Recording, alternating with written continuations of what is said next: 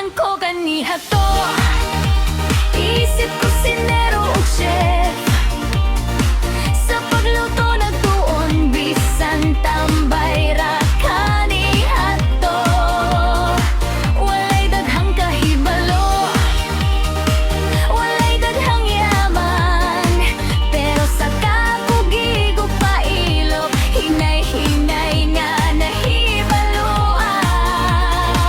Sa lamesa o kalaha, nagpraktis matag adlaw, mga panakot ug sagol, nahibaluan kung unsaon pagkaandam. Bisan kanya ato tambay, naglingkod lang sa kilid. Karon adunay kahanas nga mapuslanon ug dako ang biliit.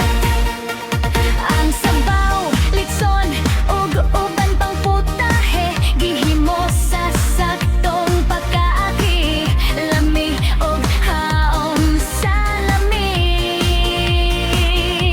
Ang tambay kani ato, dili na lang maghulat, nagkat-onan og trabaho, adunay ikapanginabuhi karon.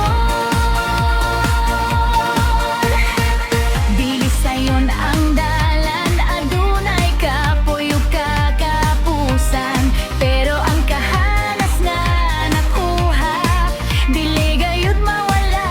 Kanunay gikan sa yano nga pagsugod ngadto sa maayong kaugmaon. Ang pagkat-on walay katapusan, bisan asa kapag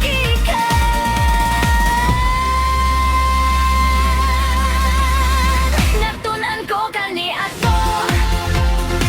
Isip-sip nga nagluto, bisan tambay ra kani ato. Karon adunay katakos ug gahom, ang kalahaw kutsara, akong kauban karon.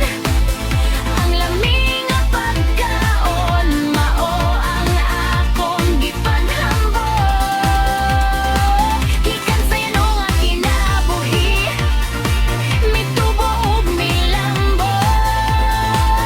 Ang kahanas sa pagluto, grasya nga dako ug tinuod.